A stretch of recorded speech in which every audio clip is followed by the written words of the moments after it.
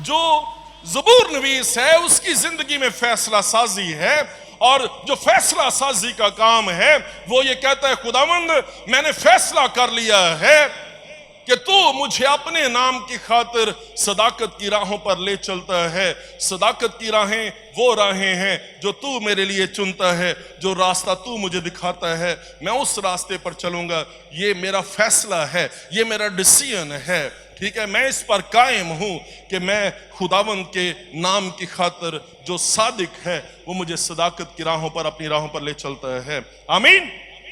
ख्वाह ये सदाकत की राह मौत के साया की वादी में से होकर जा रही हो, वो कहता है मैं मौत के साया की वादी में भी दाखिल हो जाऊंगा, उसमें से भी गुजर जाऊंगा, लेकिन खुदावंद मैंने फैसला कर लिया है कि जो रास्ता तो मुझे दिखाएगा मैं उस पर चलूंगा, मैं उस रास्ते से नहीं हटूंगा। अल्टीमेट ट्रस्ट, अल्टीमेट टाइम्स हैं, ठीक है। मुश्किल तरीन हालात में बेहतरीन एतमाद है, जहां पे जिंदगी और मौत का खेल जारी है, जहां पे कोई बात यकीन से नहीं कह सकते। ज़बूर नवीस ये कहता है मेरा फैसला ये है, मेरा चुनाव ये है, मुश्किल तरीन हालात हो जाएं, मेरा ट्रस्ट अल्टीमेट है कि मैं मौत के साया की वादी में भी खुदावंद के साथ वफादार रहूंगा, खुदावंद के साथ यकसा रहूंगा। आमतौर पर जो चरवाहे हैं वो रात के वक्त भेड़ों को लीड या ड्राइव नहीं करते। लीड का मतलब है आगे चलना, ड्राइव का मतलब है पीछे चलना, बल्कि रात के वक्त भेड़ों को, गल्ले को एक महफूज मुकाम पर वो संभाल कर रखते हैं। लेकिन ये जो चरवाहा है इसने फैसला किया है कि मैंने भेड़ को तारीकी में लेकर जाना है, मैंने गल्ले को तारीकी में लेकर जाना है।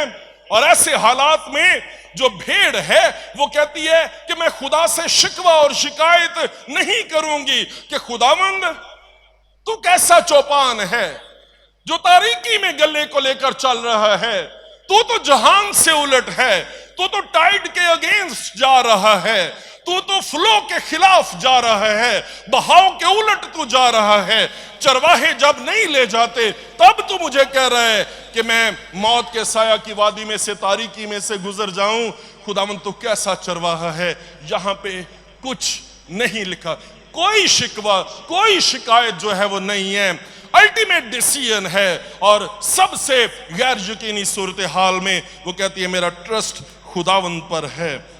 तारीकी वो जगह है जहां पे आपको कुछ सुझाई नहीं देता, आपको कुछ दिखाई ना दे, एक हाथ दूसरे हाथ को पहचान ना सके, ठीक है। ऐसे हालात में भी वो कहते हैं जब मेरी अकल दंग हो जाए, माउफ हो जाए, मेरा जहन काम करना छोड़ दे और मेरी कुव्वत बसारत जो है वो जाती रहे, मेरे देखने की ताकत जो है वो जाती रहे, मुझे मालूम ही ना हो कि मैं किस तरफ को, किस समत को जा रहा हूं, उन हालात में भी वो कहता है कि मैं मौत के साया की वादी में से गुजर जाऊंगा। मेरी अकल माउफ है, मेरा जहन जवाब दे गया है, मेरी रीजनिंग जवाब दे गई है, मैं कुछ नहीं कह सकता। लेकिन ऐसे हालात में भी खुदावंद अगर तू बहाव के खिलाफ भी जाए तो भी खुदावंद मैं तेरी पैरवी करूंगा, मैं तेरे पीछे चलूंगा।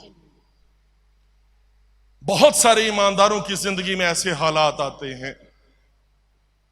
पैदाइश 22वें बाब में अब्राहम का एक ही इकलौता बेटा था, उसका नाम इसहाक था। अचानक ही खुदावंद ने एक दिन अब्राहम से कलाम किया और अब्राहम को यह कहा, अब्राहम अब्राहम। और अब्राहम की खूबसूरत बात यह है जब भी खुदा उसे पुकारता है अब्राहम अब्राहम, वो कभी नहीं कहता खुदावंद मैं गैर हाजिर हूं, वो हमेशा ये कहता है खुदावंद मैं हाजिर हूं। और आगे खुदावंद उसे कहता है इसहाक जो तेरा इकलौता और तेरा प्यारा है उसे ले और उस जगह पर जो मैं तुझे दिखाऊंगा वहां ले जा और वहां जाके उसे सोख्तनी कुर्बानी के तौर पर कुर्बान कर दे। उसने पहले कहा था मैं हाजिर हूं, अब उसे कहना चाहिए खुदावंद मैं गैर हाजिर हूं। उसका सबब यह है, तू कैसा खुदा है जिसने मुझे 25 साल के इंतजार के बाद औलाद की सूरत में बरकत दी, मुझे बरकत दी ही है, तो फिर ये इतनी बड़ी कुर्बानी तूने मुझसे मांग ली है। खुदावंद ये तू नहीं बोल सकता, कोई और है। या वो कहता कि खुदावंद मैं पहले हाजिर था, जब तू मुझसे बोल रहा था, मुझसे कलाम कर रहा था, जब तू वादे कर रहा और मुझे बरकतें दे रहा और ये कह रहा था कि मैं तुझे आसमान के सितारों की मानिंद और समुद्र के किनारे की रेत के जर्रों की मानिंद बरकत दूंगा। मैं हर जगह पर हाजिर था, मैं हर जगह पर तेरे साथ था, लेकिन खुदावंद ये जो इतनी बड़ी बात तूने कर दी है, अब मैं गैर हाजिर हूं। अब्राहम ने नहीं कहा कि मैं गैर हाजिर हूं, अब्राहम ने कहा मैं हाजिर हूं। कई बार जब आप के पास कोई दलील ना हो, आपके पास कोई जवाब ना हो, आपकी जहानत, आपका लॉजिक, आपका सारे जो रैशनलिज्म है वो जवाब दे जाए, ऐसे हालात में भी आप खुदावंद की फर्माबरदारी करेंगे। ज़बूर नवीस ये कहता है, ख्वाह मौत के साया की वादी से मेरा गुजर हो, मैं किसी बला से नहीं डरूंगा क्योंकि तू मेरे साथ है। ज़बूर नवीस एक तजर्बे की बात कर रहा है और यह तजर्बा बड़ा यूनिक है। यह तजर्बा, ये एक्सपीरियंस और किसी जगह पर उसे मिल नहीं सकता। यह तजर्बा इस अल्टीमेट मोस्ट डिफिकल्ट, सबसे मुश्किल जगह पर, मुश्किल तरीन वक्त में, मुश्किल तरीन लम्हात में बेहतरीन तजर्बा, और यह बेहतरीन तजर्बा इस मुश्किल में से गुजरे बगैर उसे हासिल नहीं हो सकता। यह सारा ज़बूर अब तक जो है वो थर्ड पर्सन सिंगुलर में है। वो मुझे हरी हरी चरागाहों में बिठाता है, वो मुझे राहत के चश्मों के पास ले जाता है, वो मेरी जान को बहाल करता है, वो मुझे अपने नाम की खातिर सदाकत की राहों पर ले चलता है। थर्ड पर्सन सिंगुलर में है। लेकिन जो ही चौथी आयत शुरू होती है वो कहता है, बल्कि ख्वाह मौत के साया की वादी से मेरा गुजर हो, मैं किसी बला से नहीं डरूंगा क्योंकि अब वो से तू बन गया है। थर्ड पर्सन सिंगुलर से वो सेकंड पर्सन में आ गया है। और ज़बूर नवीस ये कहने की कोशिश कर रहा है, ये समझा रहा है कि जो इंटिमेसी, खुदावंद की जो कुर्बत और उसकी कुर्बत का जो एहसास और ये तजर्बा जो आपको मौत के साया की वादी में मुयस्सर आएगा, ये और कहीं आपको नहीं मिलेगा। ये यूनिक तजर्बा है जहां पे खुदावंद वो से तू में तब्दील हो जाता है। तू मेरे साथ है। वो ये नहीं कहता कि वो मेरे साथ है, वो कहता है तू मेरे साथ है। अब जो चरवाहा लीड कर रहा था, ज़बूर नवीस ये कहता है कि वो चरवाहा मेरे एहसासात से, मेरे अंदेशों से, मेरे खौफ से, मेरी कमजोरी से वाकिफ है। वो चरवाहा जो आगे आगे चल रहा था, रहनुमाई कर रहा था, अब वो चरवाहा लीड करने की बजाय वो चरवाहा मेरे साथ आ गया है। मेरा ईमान है अगर आप इस राज को समझ जाएं तो आप में से कोई मौत के साया की वादी से नहीं भागेगा, बल्कि आप मौत के साया की वादियों के लिए खुदावंद का शुक्र अदा करना शुरू करेंगे और आप इंतजार करेंगे और खुदावंद से कहेंगे, खुदावंद अब इम्तिहान कब आ रहा है, अब मौत के साया की वादी कब आ रही है। क्योंकि प्रमोशन वो टेस्ट और इम्तिहान के बाद ही आती है। और सबसे बड़ी प्रमोशन जो है वो ये है कि आपको खुदावंद का फर्स्ट हैंड एक्सपीरियंस हासिल हो गया है। आप खुदावंद के साथ क्लोजनेस में चले गए हैं, आप खुदावंद के साथ इंटीमेसी में चले गए हैं, आप खुदावंद की कुर्बत को हासिल कर लिया है। और वो खुदा जो वो था, अब वो खुदा तू बन के आपके साथ आकर खड़ा हो गया है। जेन्युइन बरकत, जेन्युइन तरक्की पाने के लिए आपको मुश्किलात की भट्टियों में से गुजरना पड़ता है।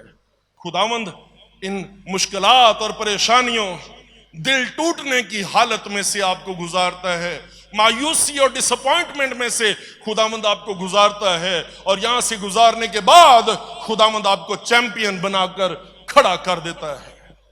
आमीन। देखिए मेरे साथ दानियल की किताब, उसका 3रा बाब।